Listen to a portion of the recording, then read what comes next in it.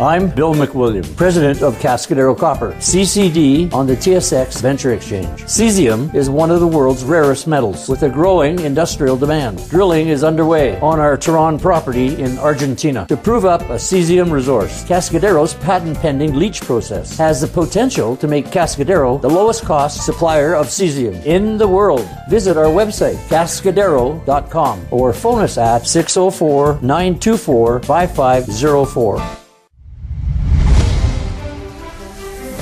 Welcome to the Goddard Report. Comments made on the Goddard Report and TalkDigitalNetwork.com are an expression of opinion only. Here is Jim Goddard. My guest is Spencer Fernando. He's a writer at SpencerFernando.com. Welcome to the show, Spencer. Good to be here. The Paradise Papers, just like the Panama Papers, really blowing the lid off of who's who and where they're hiding their money. It includes the Queen. She's alleged to be tucking away something like, $16 million from the tax person. And I would just love to see the court case, Regina versus Regina. Yeah, that'll be a tough one to prosecute. Spencer, how extensive is this, and what other names have cropped up in the Paradise Papers? Well, it's been quite a lot. I mean, within Canada, there's been Paul Martin, Jean Chrétien, Brian Mulroney have all been mentioned to various degrees. One of the top fundraisers for Justin Trudeau. So it seems like it's quite far-reaching and around the world. I mean, people in the Trump administration, royal families. It seems like this is something that the elites around the world are using to avoid paying the taxes that they expect the rest of us to pay. Is the finance minister of Canada in the Paradise Papers as well? Not that I've seen at this point. I think it was known that he had at least been involved in businesses that did some things offshore. I think Morneau Chappelle has, I think, something in the Bahamas, but I haven't seen him directly mentioned in this one. But we do have former Prime Ministers Paul Martin and Brian Mulroney. Mm-hmm. You would think they would be loyal Canadians who would be more than glad to hand their money over to the Canadian government. Wouldn't you?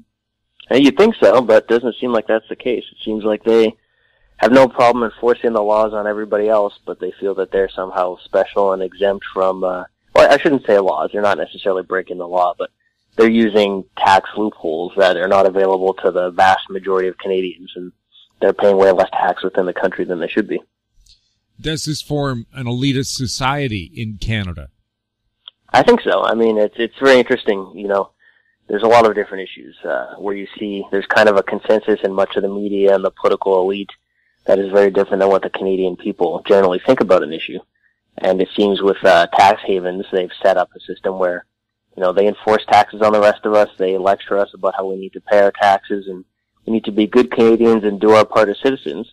And then they go off and do whatever they want and don't pay the same kind of taxes they impose on the rest of us. So, yeah, there's definitely something really kind of a separate, almost life that they live apart from ours. Justin Trudeau campaigned on the theme of helping support the middle class. Is the middle class in Canada getting a tax break? Well, there's a study by the Fraser Institute that showed when you account for all the little increases and different changes to the tax system, 81% of middle class families are actually paying higher taxes now than they were when Trudeau took office. So, you know, he's made a few things that look like reductions, but I think it just gets taken away elsewhere. And overall, people are paying more, which really isn't a surprise. I don't think anyone really believed that Justin Trudeau would really want to lower taxes for people. Is there anything people can do? I mean, it was pointed out the changes to the Tax Act would go after small business owners, the people who supply more than 70% of the jobs in Canada. Is his tax regime harmful to that class of person? Well, it looks like they did somewhat back down on it only after a ton of public pressure. So we'll see. They promised they're going to lower the small business tax rate. Interestingly enough, they promised that in the campaign, and then they were trying to avoid doing it, and they only brought that promise back 2 years late once they started getting in a bunch of trouble. So, you know, say they want, but until they actually do it, there's no reason to trust that they're going to make any changes. Andrew Scheer, the new leader of the Conservative Party, will he keep pressure on the Trudeau government to follow up on these promises? I think so. I mean, time will tell. He seems to be playing it pretty careful, fairly politically correct on a lot of issues. I think his hope is that he can win by getting enough people just angry at Trudeau, and they'll see him as a default option. But I don't think it's going to be quite that easy for him. There's definitely a consensus, especially among millennial voters, that they tend to, I think, be more center-left, even left-wing, and without really persuading people and changing people's opinions, there's not a big pool of voters for him to draw from. What can he do to improve his image? Well, I think he needs to be, it's kind of interesting. I think he needs to be both tougher, but also more creative. So on certain issues, he needs to be, more courageous about it. For example, Bill C-60 or Bill 62 in Quebec, most of the elites and politicians have been against it. Polls show the vast majority of Canadians support legislation like that. I'd say even the vast majority of millennials do. And he needs to be going out there and explaining the importance of Canadian values and Canadian principles and standing up for it. Because if he just plays it safe, he's going to get attacked by the media and by Trudeau as a far-right extremist no matter what he does. So he may as well have principles and be tough. And I think when people see him passionately defending what he believes, people will rally to that and support it, because that's what people are looking for. They want leaders who are tough, leaders who don't just say what people want to hear. So far, with the Conservatives, I haven't heard if they're in favor or against the legalization of marijuana. I think he said he's against it. He doesn't like the liberal approach of legalizing it. Not sure what he said about decriminalizing. I think he's kind of been a little careful on that one. So that's, for young people, that's going to be an issue for a fair amount of people. But he seems like he's mostly taking the Harper approach that was taken in 2015 of opposing the liberal plan on that. The U.S. states that have adopted legal marijuana, have you heard any big problems with it? I haven't seen riots in the streets of Washington State or Oregon. No, it doesn't seem like it's caused huge problems. In some ways, it's probably actually saved them some money in certain states, because it doesn't make sense to incarcerate people for, possessing some marijuana, throw them in jail for 10 or 20 years, and then their life is totally ruined. Plus, you're paying tens of thousands every year in taxpayer money to keep them in jail. So I think a lot of states in the U.S. have found it's a way to save money and then get some tax revenue from legalizing it. So I think, the policy in Canada is inevitable. Majority of Canadians support it.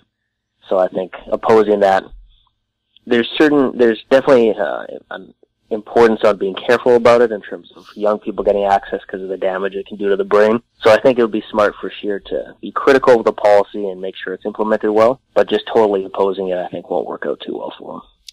We'll have more with Spencer Fernando right after the break. Glance Technologies owns and operates Glance Pay, a disruptive mobile payment technology now live in 16 cities in Canada and about to launch in the US. With revenues up 664% in the last quarter, Glance Technologies has the potential to be a worldwide leader in an industry projected to grow to $1.3 trillion in 3 years. Glance Technologies stock symbols are GLNFF in the US and GET in Canada. Find out more at glancepay.com. Lotus Ventures Inc. is a BC-based medical marijuana company poised to launch into the rapidly evolving cannabis sector. Lotus is in the final review stage of the Health Canada approvals to become a licensed producer, having arranged facility financing of up to $12 million, plus building permits for its prototype indoor production facility. Shares trade under the symbol J on the Canadian Securities Exchange. Visit our website at lotusventures.ca.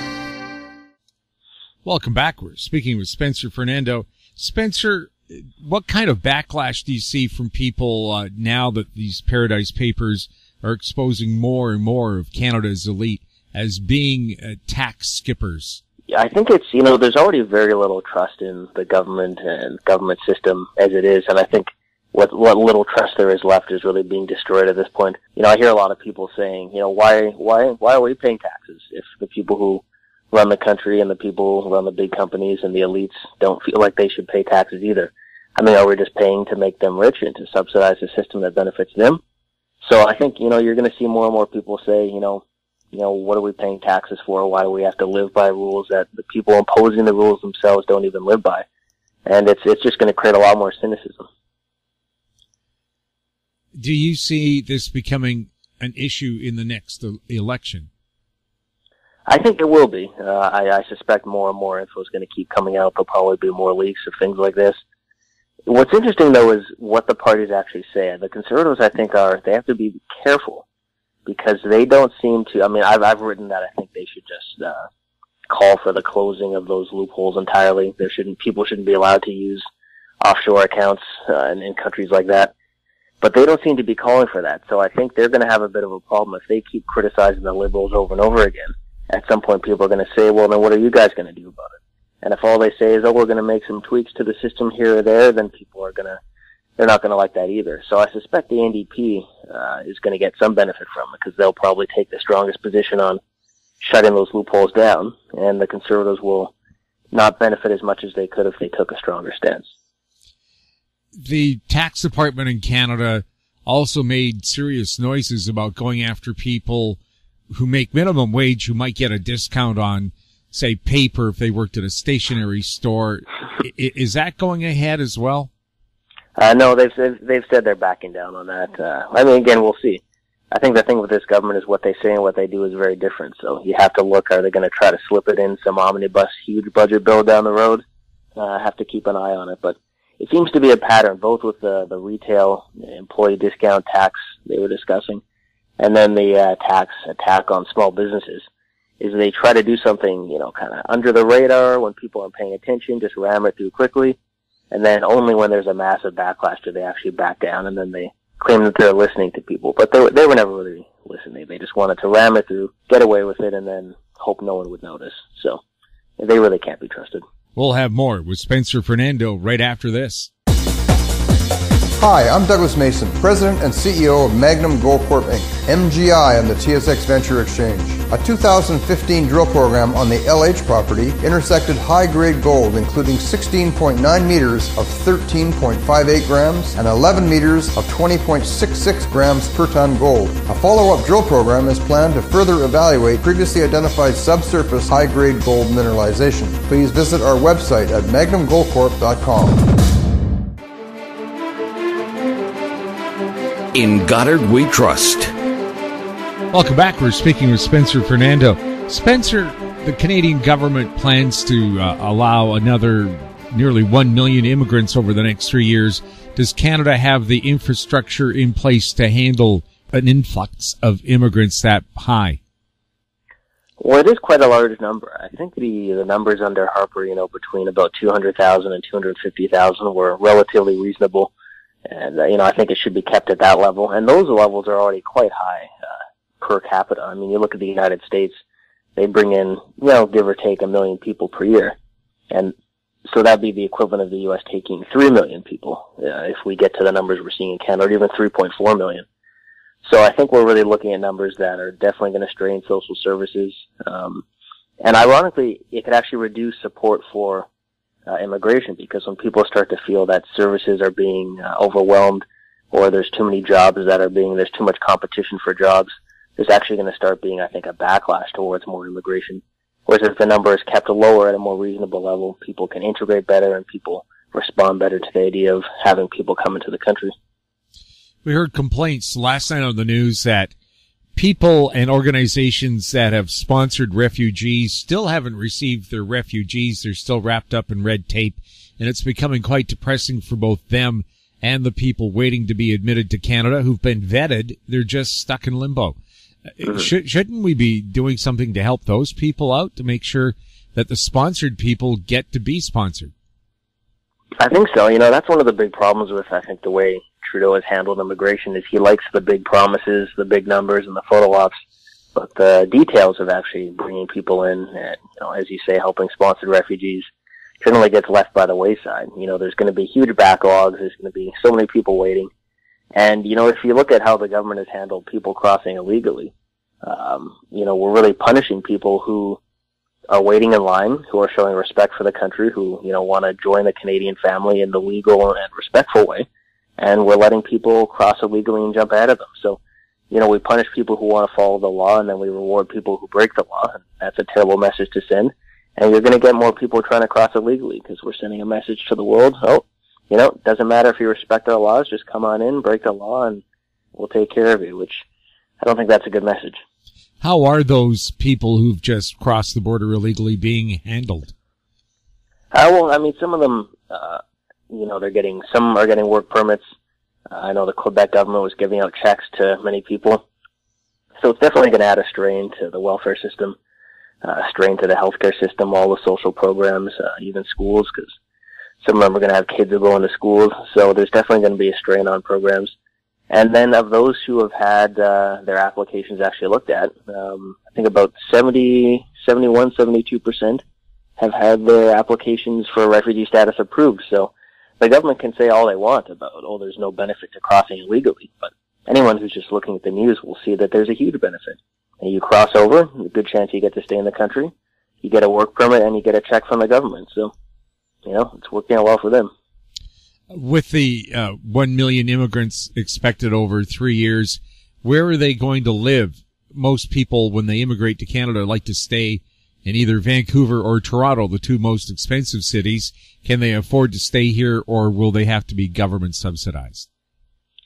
Those cities are getting pretty expensive. They're already extremely expensive and probably only going to get more so. The government tries to, I think, space people out throughout the country, but once people are here for long enough, the government isn't obviously allowed to tell them where to live.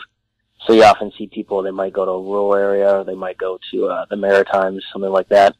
And then once they're here long enough, they just move to one of the major urban centers. So I think that trend will just continue. If you were Andrew Scheer right now, what would you do to make yourself popular enough to defeat Trudeau? Well, I think he has to, he seems to be taking the approach of 2015, the way he uses social media. I think he needs to use it, but I think it needs to change. It's the in-between between what he's doing now and, what someone like Donald Trump does.